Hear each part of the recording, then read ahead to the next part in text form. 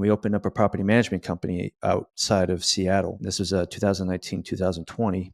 We sold everything, moved from Massachusetts over to Washington just to start this business, and we got it going pretty quickly. So we grew from zero to like 250 doors in 18 months. All of them were multifamily, some duplexes, but a lot of apartment complexes. And our clients were asking us, hey, who do you know who can oversee our construction projects? So that's when Elevation came about. Started off just overseeing the renovations of apartment complexes. And we did about 10 of them out there in the Tacoma, Bremerton, and Seattle areas.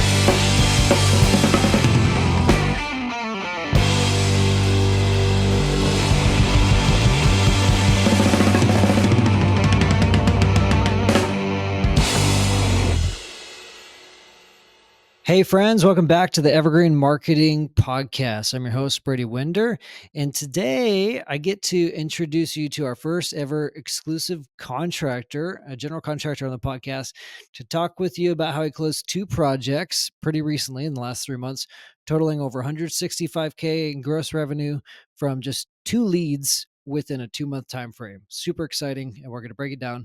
But we're going to dive into the steps he took after ditching his old website for Carrot, kind of talk about how Chris found his way into Carrot ecosystem. We're going to get into the specifics of how you can make it work if you're in another industry outside real estate investing or as a real estate agent, and talk about what Carrot looks like if you're going after some of these niche phrases, or if you're in a little bit of a smaller market with lower volume, how you can still get profitable leads and deals this way. So it's going to be a really interesting episode. Lots to learn all around from a business front, but also from the SEO perspective. But yeah, I'm excited for this conversation. So welcome onto the podcast, Chris. How you doing, man? Thanks, man. Appreciate it. Yeah, it's so good to be here. And it's funny, I've been listening to this show very, very long time. And it's just kind of weird that I'm actually a guest here. So it's cool. I like it. Awesome. Well, I'm happy to have you. When I found that out that you've been listening to the podcast for a while, it took me totally off guard, but that's cool. Yeah. Hmm. Yeah. It's good to have you on. So I first heard about you in the Carrot community. I'm Hmm. curious, as a contractor, what's your background, and how did you first hear about Carrot? Well, my background is, going back, I'm a military guy, retired after 23 years. I did 13 active, 10 reserve. Spent majority of my time in Hawaii and San Diego for the military, for the Navy. When I was in San Diego, I was a police officer. So, as you can tell, none of that is construction background at all. Mhm. You know, my construction background just really is when I was in Afghanistan. I was sent out there to fly drones for special forces, and I was the first one in my unit there. And they said, "Hey, Chris, while you're here, you have to build your site." So I learned Yeah. construction right there. So, I didn't know what a septic system was until someone asked me, "Hey, what happens when you flush a toilet?" I'm like, "Oh, I didn't think of that one." so Yeah. so that was my intro to construction. And when I left, I was like, "Hey, that's kind of cool. I like my fingerprints are all over that." Fast forward out of the military, out of the police department, moved to Massachusetts with my wife, got into facilities management, understanding capital projects, overseeing bigger and bigger and bigger projects, and grew that passion really for the construction industry. Now, I didn't swing hammers, I didn't do machinery, I didn't go outside and get sweaty. Sometimes I would pick some off and move them around, but I just kind of got good at finding the people to do the right job, the right people Mm. to do the job. And so I had an opportunity to start a business in Washington State and with my friend, and we opened up a property management company outside of Seattle. This was 2019, 2020. Mhm. So we sold everything, moved from Massachusetts over to Washington just to start this business, and we got it going pretty quickly. So we grew from zero to like 250 doors in 18 months. All of them were multifamily, some duplexes, but a lot of apartment complexes. And our clients were asking us, "Hey, who do you know who can oversee our construction projects?" So that's when Elevation came about, and we're like, "Oh, okay, let's start Elevation, and we can start overseeing these projects." And then we were started off just overseeing the renovations of apartment complexes, and we did about 10 of them out there in the Tacoma, Bremerton, and Seattle areas. Holy cow, that's crazy. So I didn't know that part of your backstory, 0 to 250 doors in 18 Hmm. months. How did you Yeah. guys get those properties? We just got connected to the right network. My business partner at the time was connected to a network of investors, and they were just buying up multifamily duplexes. They Mhm. would start at duplexes, they would sell it, go to fourplex, and then we'd go up into 5 or more units. The largest complex that we had under management was 64 units. Yeah. So, that's how our door count got so quickly. We got one property, but that one property had 64 units, right? So, Yeah. um, but yeah, we that's how we got into it, just multifamily, and that's how we grew that quick. Did you, did you like that? Because for context, like a lot of the investors, wholesalers, or flippers that I talk to, they Hmm. get into property management either on accident or on purpose, and most of them end up hating it. I've only talked to like probably 2 or 3 guys, maybe you being one, if that actually enjoyed it, and it seems to be the Yeah, guys that the people that had the volume behind it. If you have a few, it's stressful. If you have a lot, it's sustainable. What was your right. experience? Uh, I didn't enjoy it all that much. Mm, But at the beginning, it was like, hey, this is what I got. This is my business, and I'm all in. yeah, When elevation came about, when we had the construction, now I had two different businesses I had to run, and my passion was really on the construction side because it was a lot more fun. yeah, And so what we decided after a couple years, we just sold the property management company. But yeah, I didn't enjoy it all that much. I wouldn't get back into it. My wife worked with me. She absolutely hates it, so she will never do property management again. But the good thing is that we have that tool in our background. We What we learned from it was tremendous. I mean, we learned how to build a team around what we needed for the tenants, maintenance, and things like that. So we eventually want to get our own portfolio, and once we do, I think we're capable of self-managing because we can develop a team who can answer the phone calls, who could do maintenance requests and find the vendors for us, mhm, and the leases and things like that. Like we wouldn't have to do anything because we could just get a team around it. yeah. So very far from wasted time. That's super valuable experience, and yeah, you could do Yeah, that yourselves with your own portfolio someday. absolutely. Hmm. Nice. So you kinda mentioned what I was gonna ask on. So you're not construction is fun. It's interesting enough for you, but not out there swinging a hammer. So just Right. to kind of recap that, what draws you to it is more the team leadership, management aspect, finding the right people and getting them in the business. Exactly. So I feel like my gift, the value that I add to the industry or to my company, to my clients, is that I know what to look for quality, for skilled people, making sure they have the right things like their insurance, whatever the state requires, and I get them under contract so they don't have to go out and find all these different tradespeople to do a job for them. I've Mhm. already got that network of people. So the value I bring is that I've already put together a strong team. I've got strong systems in my company where the financials are squared away. When they get invoices and everything is every dollar and pennies counted for, and the communication piece because I do have a strong back office admin. We're doing a lot of communication behind the scenes. So Mm. that's the value that I bring is more the systems and running the business and making sure everyone's being taken care of rather than swinging a hammer. Gotcha. So I'm curious. I want to ask this, even though it's off topic, and then we'll Yeah. dive into what I promised the listeners, which is the SEO side of it and the marketing side of it. But where are you finding good help? Because like, I mean, I'm sure you're aware of the trades gap, and just Yeah. everyone's talking about the trades gap. There's not enough skilled trades, um, and so many people. Like I told you yesterday, my wife and I got done building our house last year, and the few contractors I needed to work with, just finding quality contractors to follow through is Right. feels like it's harder than it's ever been. So how are you Mhm. finding good labor? Well, just networking. I'm a part of a BNI, and I'm fortunate enough that my BNI group, out of 60 BNI groups in Houston, we're number one in the area.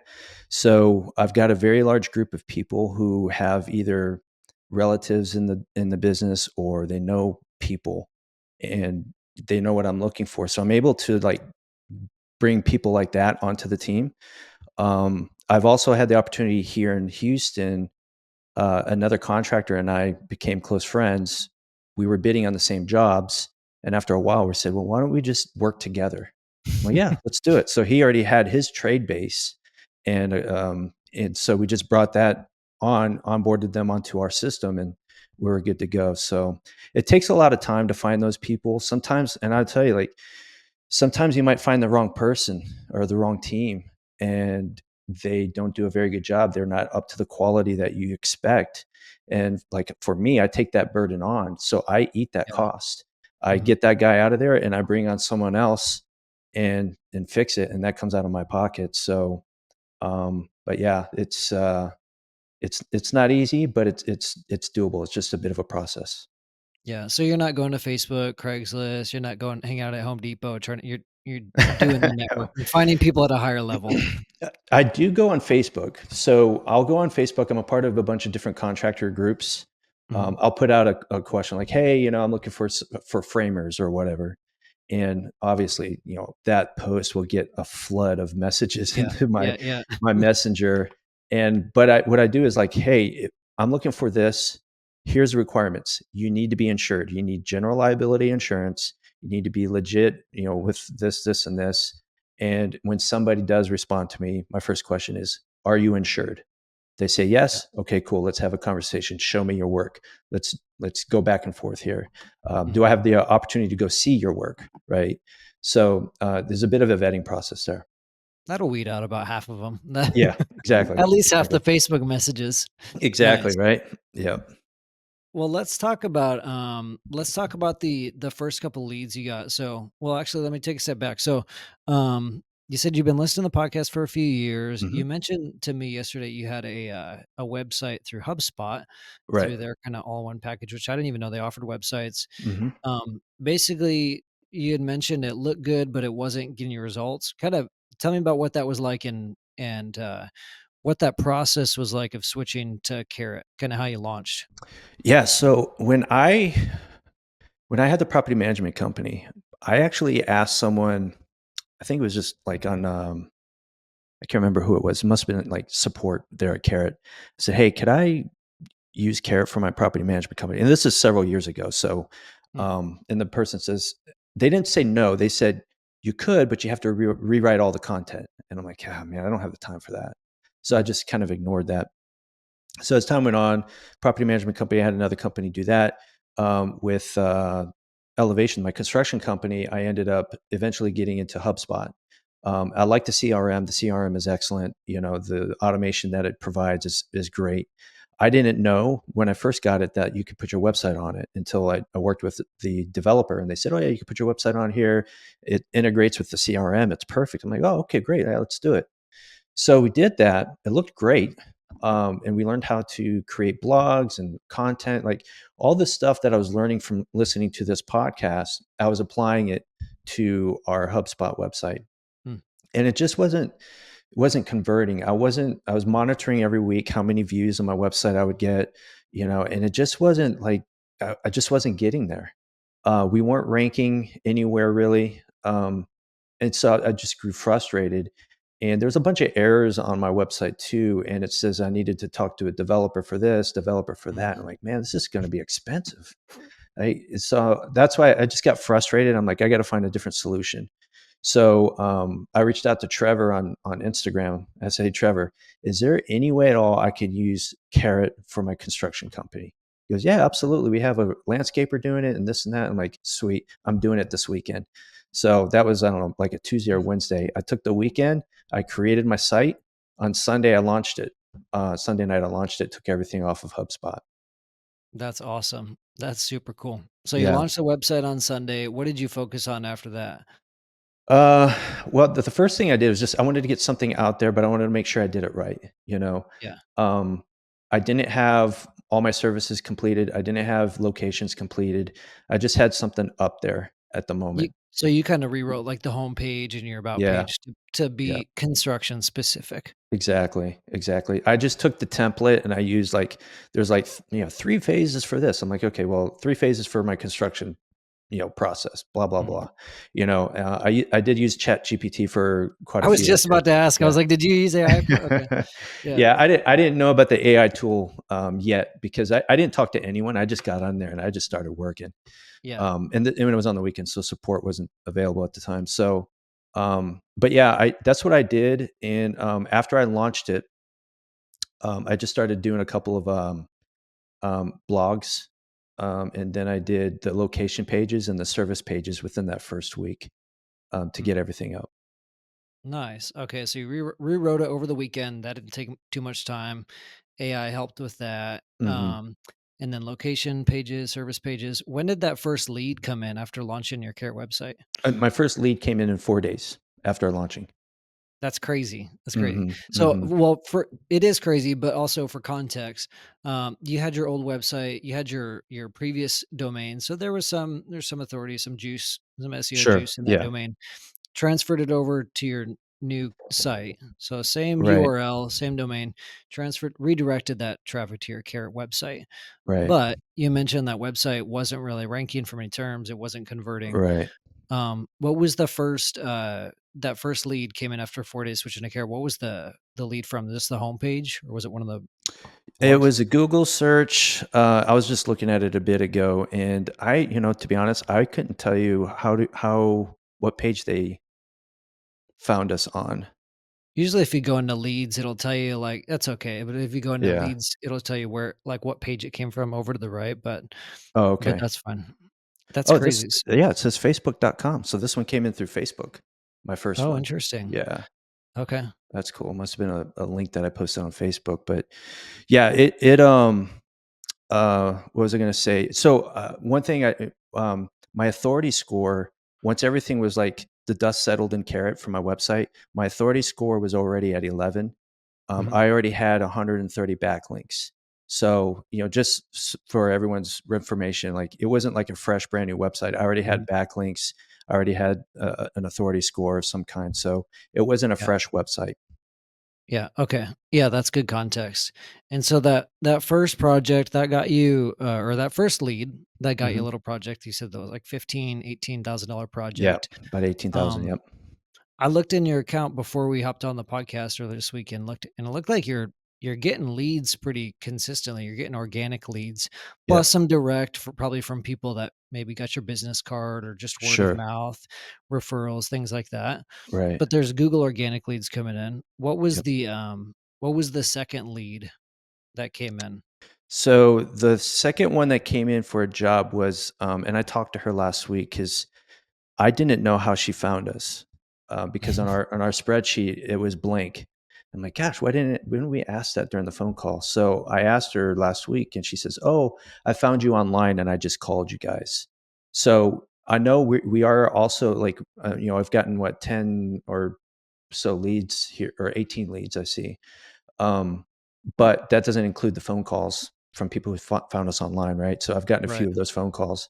But this lady found us online. She called us instead, and this is going to end up being this is going to be a phased project. We got phase one and phase two. Phase one is about $26,000 job, and then after that is going to be probably another $100,000 job.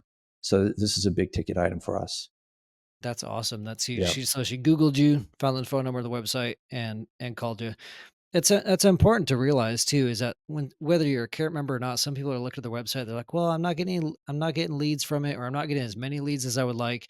Like there's so many people, that number is likely at least 30% higher from just the Mhm. phone call leads, people Exactly. that are calling you. Yep. Hmm. Exactly.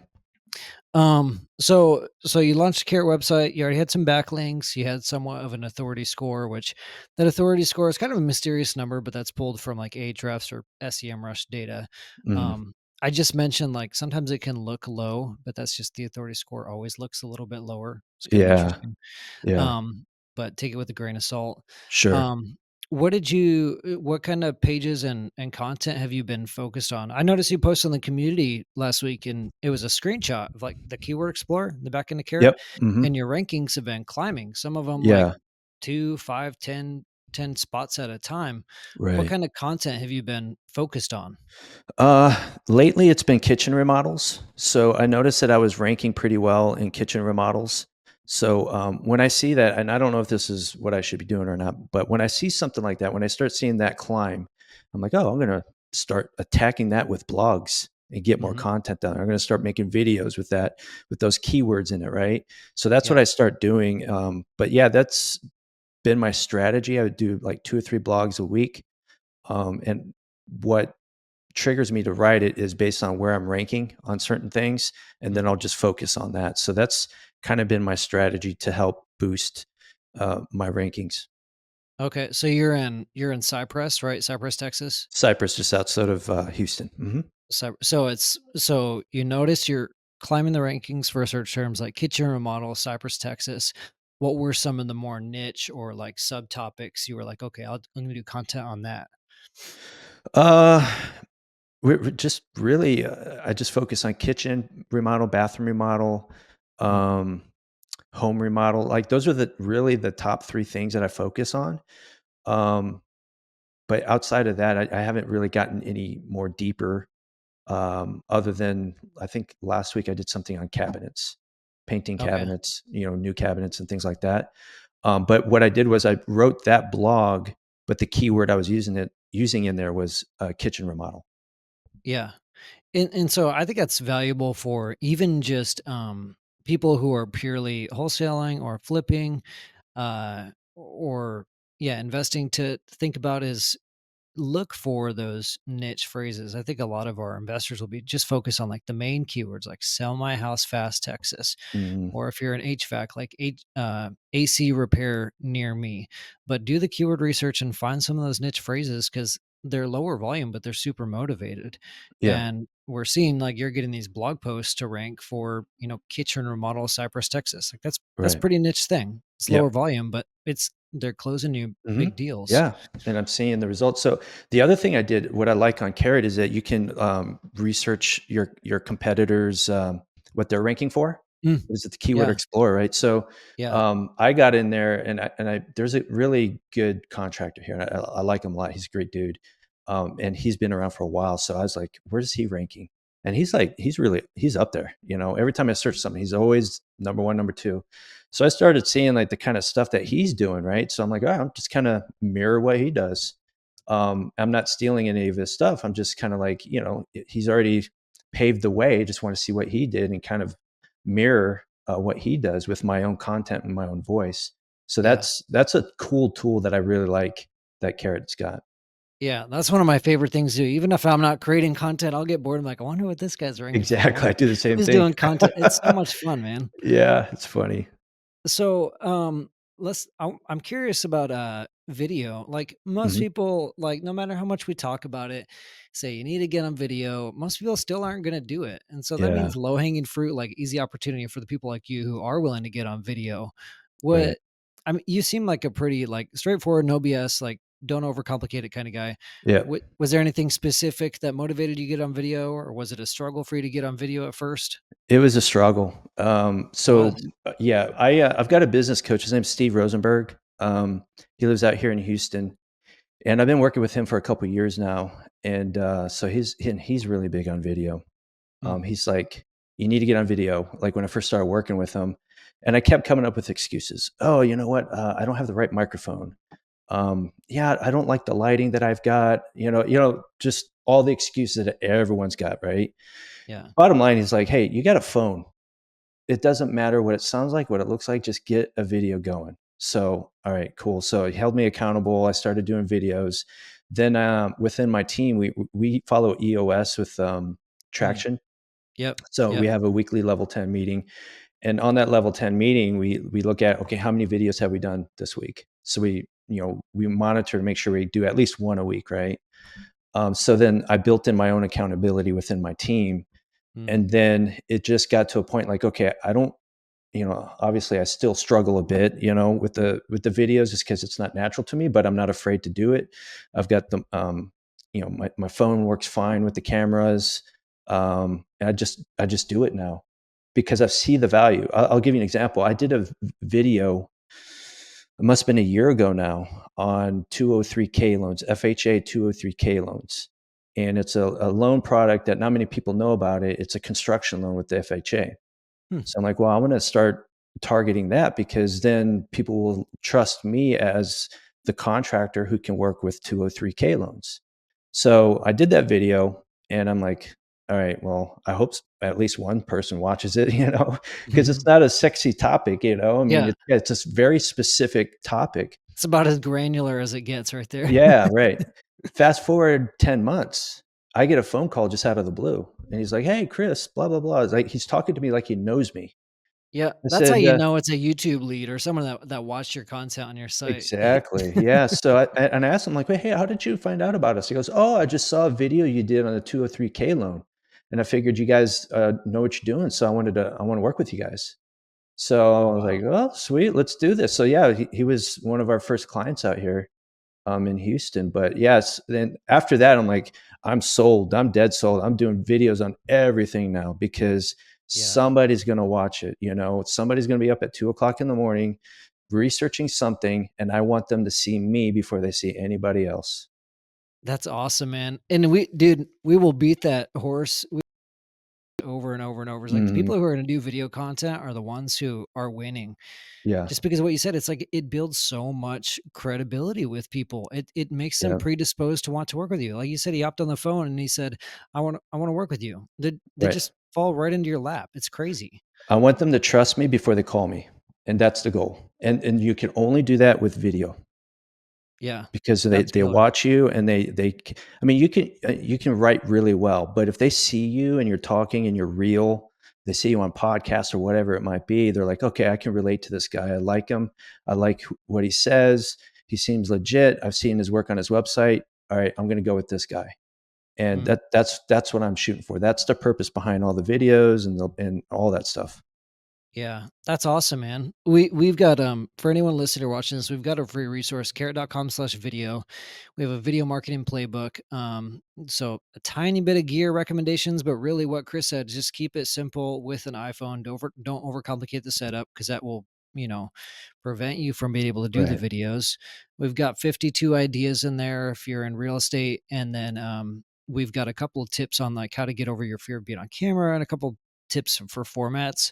I like interview format just because it's easy. Like I thrive Yeah, in podcasts, like what we're doing right now. If you're exactly. doing a video, you could do that with a business partner or with a prospect, and it kind of Mhm. takes the pressure off this talking head style of like straight to the Exactly. camera. Yep, But props exactly. to you, man, for doing the video. That's really cool. Thanks. Yeah. And 10 months later, I'm sure there were points where you got discouraged. You're like, oh, what a waste of time, Yeah, I but know. It's easy to just like, "Nah, I'm wasting my time here." Like, I actually have those thoughts when I'm making the video. Like, "Oh, this is stupid. No one's gonna watch this," you know? But mhm. somebody will. I mean, you know, people have told me like, "Hey, hey, I saw your video." Like, and I got a podcast, right? So I do the podcast, I'll publish it. I'm like, maybe someone will watch it. I don't know. But, someone on my team will watch it just to make me feel good about myself, right? But Yeah. I'll go around, and then my wife's a real estate agent, so people in her brokerage will say, "Hey, it's the caffeinated contractor," or I'll see other contractors at an event, and like, "Hey, Chris, I saw that episode," and so I'm like, "Okay, this is actually kind of worth my time, and it's actually doing some good." It's just it takes a while, it's not overnight. It takes a long time. Yeah. That's good. That's a perfect segue because I wanted to ask you about the podcast. So Hmm. so you launch your website, just a quick recap. Launch a website, doing location pages, service pages, you got those dialed in. Right. You're creating blogs, you're doing your keyword research, just kind of just going at it, getting the work done. And then you doing at least one video a week. Why the podcast? What kind of drove that? Because that's a time commitment. It is a time commitment, and it's hard sometimes too. I mean, right? You got to find a guest, you got to come up with Yeah. questions, It's and a then whole deal, man. There's a lot of work that goes behind the it scenes in running a is. podcast, let It's alone a few. it's easy to be on this side because I talk about myself, but on your side, I just know what it takes, and it's not easy. Mhm. But the reason why I did is because I wanted people. It just goes back to the whole video thing. I wanted people to do research on YouTube and find my podcast on a topic that they are doing research on, and I want Mm, them to see me as a trusted source, somebody who's an expert in what we do, someone who's got the experience, and I want them to trust me. And so that is the purpose of the episode. My target audience they're my clients. And I want them to see me and know me and trust me before, like I said earlier, before they called me. And I figured that there's a lot of topics out there that people have questions on related to my industry that I'm not an expert on. For example, I'm not an interior designer. I'm mm, not a tax guy. I'm not even though I got the police background, I'm not like a home defense expert. So I bring people like that onto the show so we can talk specifically about how do you make your home, safe against intruders. Last or this week's episode was I went on answerthepublic.com and I Yep. typed in home remodel, and one of the Mhm. top keyword searches was, "Is my home remodel tax deductible?" Well, I'm not a tax guy, but my buddy Austin is. So I brought Austin on so we could talk about that topic. Since people are searching for it, why not answer the question? And so we published that episode this week. So there's a strategy behind it. Mhm. It's identifying what people are asking and what are they searching for, and finding someone who knows that answer and having a show on it. Interesting. So identifying people first, starting with your clients, what questions are they asking? What real Right. problems do they have that you can't directly solve? Right. So, yeah, that's really cool. I think a lot of people would it'd be easy to look at that. Like if I'm a competitor of yours or even if I'm on your team, I'd be like, Chris, what are you doing this podcast for? Like, is it getting us any leads? But it sounds like for you, it's the perfect, in marketing speak, it's the perfect nurture tool. It's Yeah. that middle of the funnel. It's nurturing leads. It's building trust so that what you said, they want to work with you by the time they call you. That's Exactly. cool. And the other part of it is it helps my social media person have more content to work with. Hmm. And it also helps us have, when we do email drip campaigns and we could just have snippets of the videos within those emails, it just provides that content so we don't have to redo it. Yeah. Interesting. Are you guys using AI for any of the video repurposing, or are you just saying, "Hey, here's a couple snippets you could pull"? How you doing that? Yeah, we really haven't dialed that part in just yet. So it's more like Rosa works with me, and I say, "Hey, Rosa, during this part, why don't you clip that out?" And I think that's a good one there. So, yeah, we're not like we're still amateurs here. Try out so just out of curiosity, with so many AI tools popping up, a while back, I reviewed like 5 or 6, maybe 7 AI video repurposing tools, Hmm. and a lot of them, for my standards, a lot of them were like, they're not quite there yet. Sure.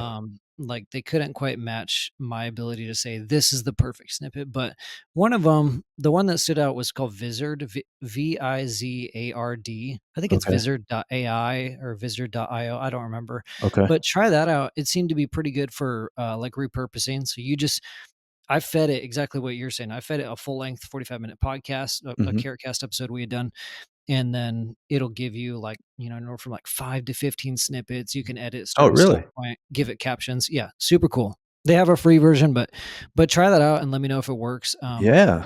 To me, Okay. for Cool. my research, that was the best one I found as far as AI video editing. Um, yeah, it might save her some time. Yeah, I like So, that idea because then that gives us several reels we can do on Instagram and stuff. yeah, and it lets you do the formatting for reels versus horizontal, whatever. So it's Yeah, cool. that's What great. what what were a couple of the topics you've done on your podcast recently? I've had the interior designer on a couple of times because we're working on a strategic partnership, so we can develop, kind of an interior design contractor type partnership here in Houston. So I'm actually building that out on my Carrot site. We're going to have services, interior design, and stuff. So Mhm. I've had her on a couple of times. I've had my partner on, Pablo. We talked about certain things such as like, hey, if you're going to buy a house from a house flipper, here are some things that you want to look out for because not all house flippers are created equal. There's a lot of great Yeah, ones out there, but here are some things to look out for just in case you run into that bad one, right? 100%, yeah. Yeah. And then we had a tax guy on Monday. I've got a guy coming on. We're going to talk about mindset because Mm, what I want to do is identify the things that are blocking people from making a decision on investing in their remodel project. So I mm, want them to think about it as an investment and not an expense. And we're going to talk yeah. about how to like navigate through that decision making process. Oh, that's really cool. That's interesting. Yeah, Mhm. you could do that on the investing side too, like how to view, selling your house as a benefit versus something you have to do. Like, what's the freedom you're gonna gain from this? Just kinda shifting your mindset. Interesting. Yeah, yeah, exactly, exactly. So, and then we're also going to talk about multifamily stuff. I've got a background in multifamily. So, right now, our audience primarily targeting is the homeowners. But as time Mhm. goes on, I want to use my experience to talk about multifamily stuff, We're getting more into commercial projects as well, so we can want to talk about commercial projects too. But yes, it's kind of all construction type stuff. Nice. That's cool, man. Yeah. Um, so before we wrap it up, a couple of questions I want to throw your way.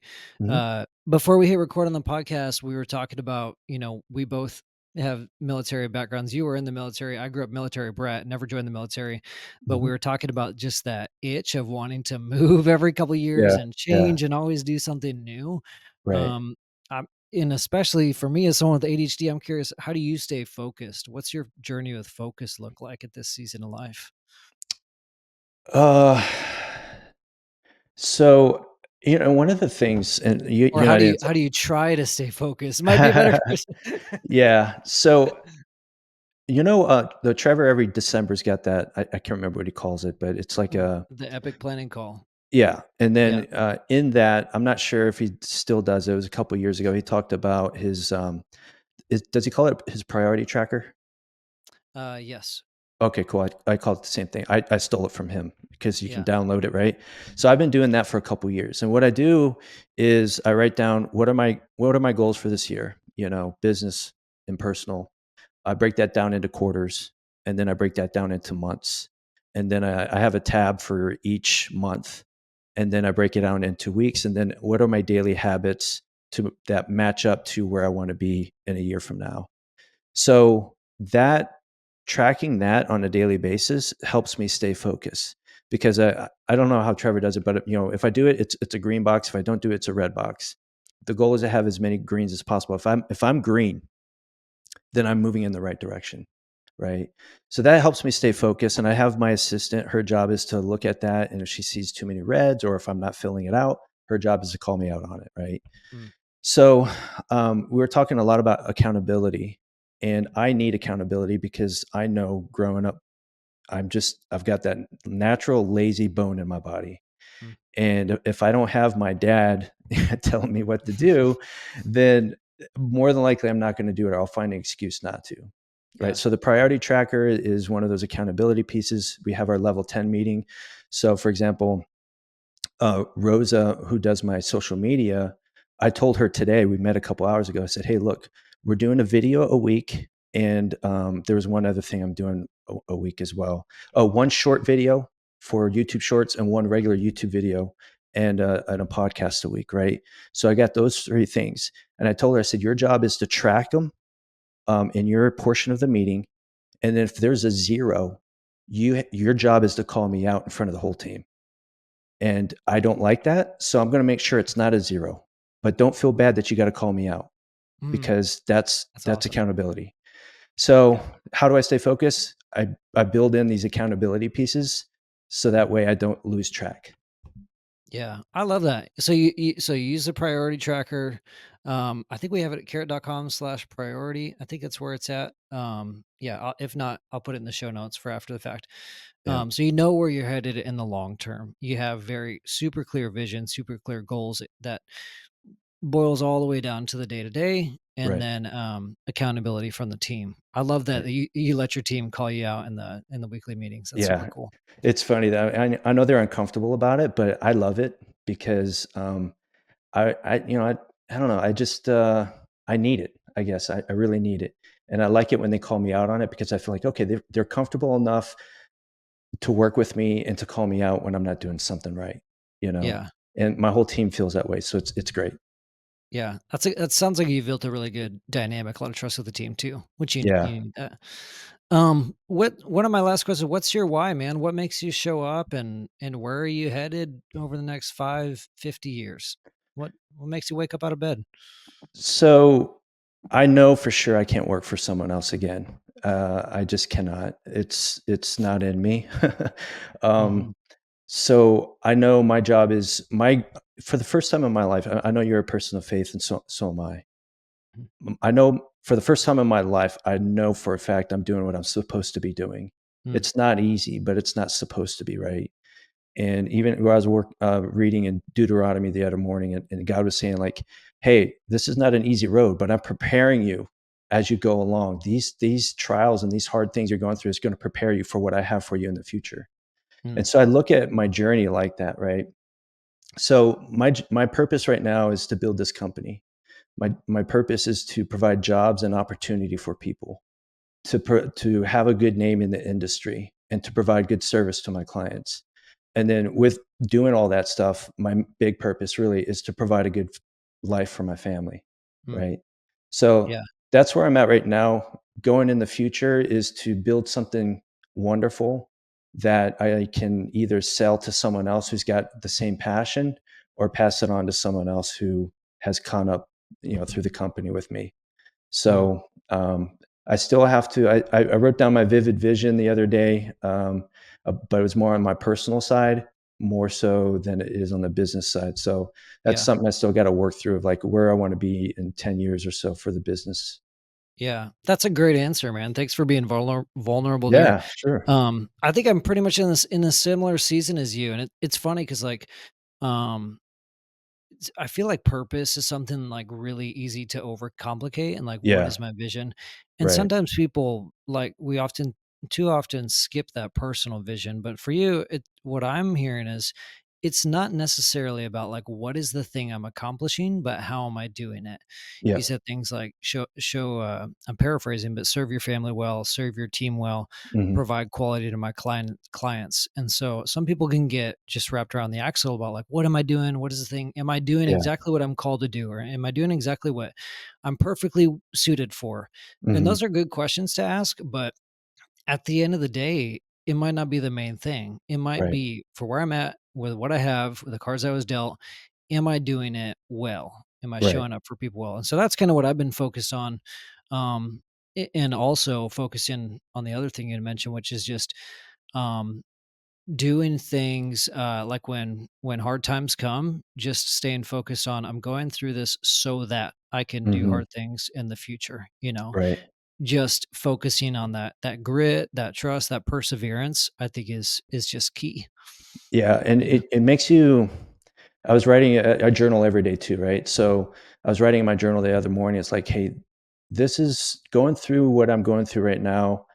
If I handle it right, it's going to make me even better. But I know when I get better, I'm going to have a bigger challenge in the future that I'm going to have to get through. And because of that, I'm getting better as a person. I'm getting better as a leader. I'm getting better as a business person. And if Mm. I want to grow this company to be a $10 million company, that comes with a lot of problems and challenges, right? So I can't go Yeah. from zero to that right now because there's a lot of growing I got to do. So I got to cherish and enjoy the journey here. As hard as Yeah. it is, I have to enjoy the journey, which I am.